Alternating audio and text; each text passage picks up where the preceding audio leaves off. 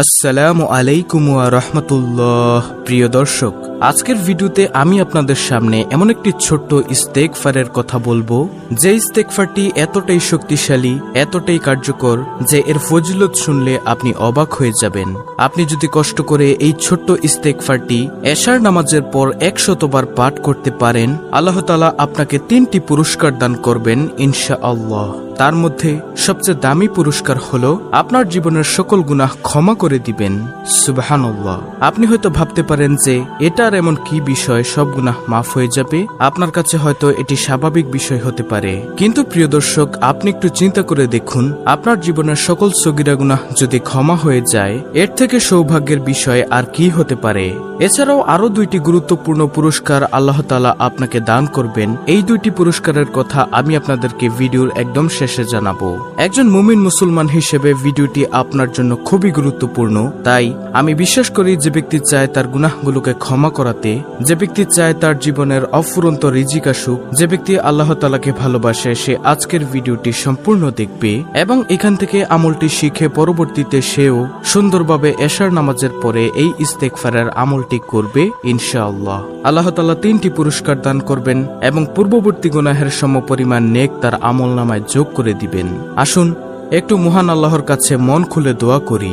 হে আল্লাহ, এই ছোট্ট ইস্তেগফারটির আমলের মাধ্যমে তুমি আমাদের জীবনের সকল গুনাহ ক্ষমা করে দিও, তুমি আমাদের রিজিকের মধ্যে বরকত দিও, আমিন। তো এখন আসা যাক মূল আলোচনায়। প্রিয় দর্শক, এই জীবনে গুনাহের কাজ তো আমরা কম করিনি। গুনাহ করার সত্ত্বেও আমরা মোনাজাত করি ঠিকই মুখে, কিন্তু চোখের পানি ফেলে আল্লাহর দরবারে কোনোদিনও বলিনি, হে আল্লাহ, আমাকে জাহান্নামের কঠিন আযাব থেকে রক্ষা করিও। জীবনের যতই গুনাহ করি না কেন, পাহাড় সমান গুনাহ করলেও যদি তওবা করতে পারি, আল্লাহ তাআলা মাফ করে দিবেন। শুধু তাই নয়, জীবনে অফুরন্ত রিজিক দান করবেন, শান্তিময় সুখময় জীবন দান করবেন। সুবহানাল্লাহ। হযরত মুসা আলাইহিসসালামের আমলে দীর্ঘদিন ধরে বৃষ্টি বন্ধ ছিল, যার কারণে গরমে অতিষ্ঠ ছিল জনজীবন। গরমের তীব্রতা সহ্য করতে না পেরে নবীর উম্মতেরা তার কাছে এসে বলল, হে নবী, আল্লাহর কাছে বৃষ্টির জন্য দোয়া করুন, এই বৃষ্টিহীন গরম আর সহ্য হয় না। হযরত মুসা আলাইহিসসালাম সবাইকে নিয়ে বৃষ্টির জন্য নামাজ পড়ে দোয়া করতে শুরু করলেন। দোয়া করার সঙ্গে সঙ্গে রোদের তীব্রতা আরো বেড়ে গেল। মুসা আলাইহিসসালাম অবাক হলেন। তিনি জিজ্ঞাসা করলেন, হে আল্লাহ, বৃষ্টির জন্য দোয়া করলাম, তুমি রোদের তেজ আরো বাড়িয়ে দিলে। জবাবে মহান আল্লাহ তাআলা বলেছেন, এই জামায়াতে এমন এক ব্যক্তি আছে যে 40 বছর ধরে আমার নাফরমানি, আমার বিরোধিতা করছে, একটি দিনের জন্য আমার বাধ্য হয়নি, তার কারণেই বৃষ্টি আসা বন্ধ আছে।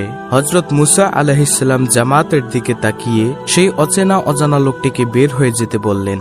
সেই লোকটি ভাবল, এখন যদি আমি বের হয়ে যাই, তবে সবার সামনে আমি পাপী হিসেবে লজ্জা পাবো, আর যদি থাকি তবে বৃষ্টি আসা বন্ধ থাকবে। এমন সময় নিজের ইজ্জত বাঁচাতে আল্লাহর কাছে দোয়া করল সে, হে আল্লাহ, 40 বছর আমার পাপ গোপন রেখেছেন, আজকে সবার সামনে বেইজ্জতি করবেন না, ক্ষমা চাচ্ছি। সে ব্যক্তি আল্লাহর কাছে গুনাহের জন্য ক্ষমা চাইলেন।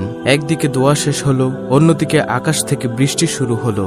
সুবহানাল্লাহ। হযরত মুসা আলাইহিসসালাম আবার অবাক হয়ে জিজ্ঞাসা করলেন, হে আল্লাহ, কেউ তো জামাত থেকে বের হলেন না, তবে বৃষ্টি দিলেন যে? আল্লাহ তাআলা জবাব দিলেন, যার কারণে বৃষ্টি আসা বন্ধ ছিল, তার কারণেই বৃষ্টি শুরু হলো, আমি তাকে ক্ষমা করে দিয়েছি, ক্ষমা পেয়ে গেল। সুবহানাল্লাহ। আল্লাহর দয়া আর অনুগ্রহের কোনো সীমা পরিসীমা নেই। হযরত মুসা আলাইহিসসালাম জিজ্ঞাসা করলেন, লোকটির নাম পরিচয় তো কিছুই জানালেন না। আল্লাহ বললেন, যখন পাপে ডুবেছিল তখনই জানাইনি, এখন তওবা করেছে এখন জানাবো? পাপীদের পাপ আমি যথাসম্ভব গোপন রাখি, এটা আমার সঙ্গে আমার বান্দার নিজস্ব ব্যাপার। সুবহানাল্লাহ, সুবহানাল্লাহ। দেখুন প্রিয় দর্শক, আল্লাহর রহমতের কোনো শেষ নেই, আল্লাহর দয়ার কোনো শেষ নেই। এখান থেকে আমাদের শেখার অনেক আছে, কারণ আমরা প্রতিনিয়ত পাপ কাজে ডুবে থাকি। হয়তো এসব কারণে আল্লাহ তাআলা আমাদের রিজিক কমিয়ে দেন, আমরা অভাব অনটনে, বিপদ, টেনশনে, পেরেশানিতে জর্জরিত হয়ে থাকি, হতাশায় ভুগে থাকি, রোগ শোকে জর্জরিত হয়ে থাকি। তাই চলুন সবাই মিলে আমরা আল্লাহর কাছে যার যার গুনাহের কারণে অনুতপ্ত হই, আর আল্লাহ তাআলার কাছে তওবা করে ক্ষমা চাই। তো প্রিয় দর্শক, যাই হোক, এখন আমি আপনাদেরকে জানাবো এই আমলটি কি এবং এই আমলের নিয়মটি কি। গুনাহ থেকে তওবার নিয়তে এশার নামাজের পর এই ইস্তেগফারটি আমরা পাঠ করব। যে ইস্তেগফারটির কথা আমি আপনাদেরকে জানাবো আজকের ভিডিওতে। রাসূল করিম সাল্লাল্লাহু আলাইহি ওয়াসাল্লাম মসজিদে বসে এক বৈঠকে এই দোয়া 100 বার পড়েছেন। আবু দাউদ, ইবনে মাজাহ, তিরমিজি মিশকাত। আর সেই ইস্তেগফারটি হচ্ছে রব্বিগফিরলি ওয়া তুব আলাইয়া ইন্নাকা আনতাত তাওয়াবুর রহিম। দর্শক, আমি আবার বলছি ইস্তেগফারটি রব্বিগফিরলি ওয়া তুব আলাইয়া ইন্নাকা আনতাত তাওয়াবুর রহিম, অর্থাৎ হে আমার প্রভু, আপনি আমাকে ক্ষমা করুন এবং আমার তওবা কবুল করুন।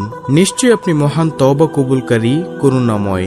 রাসূলুল্লাহ সাল্লাল্লাহু আলাইহি ওয়াসাল্লাম মসজিদে বসে এক বৈঠকে এই দোয়া 100 বার পড়েছেন। আপনারা এই ছোট্ট ইস্তেগফারটি স্ক্রিনের মধ্যে দিয়ে দিয়েছি উচ্চারণ সহ, বুঝে স্ক্রিনের মধ্যে দেওয়া ইস্তেগফার দোয়াটি পড়বেন। এছাড়াও অন্যান্য পুরস্কারগুলো হলো, দর্শক, 3টি পুরস্কারের মধ্যে আমি সর্বপ্রথম পুরস্কারের কথাটা ভিডিও শুরুতেই বলে দিয়েছি। নম্বর 1, উত্তম পুরস্কার, যেটা আপনার জীবনের সকল গুনাহ আল্লাহ তাআলা ক্ষমা করে দিবেন এবং পূর্ববর্তী গুনাহের সমপরিমাণ নেক আপনার আমলনামায় যোগ করে দিবেন। সুবহানাল্লাহ।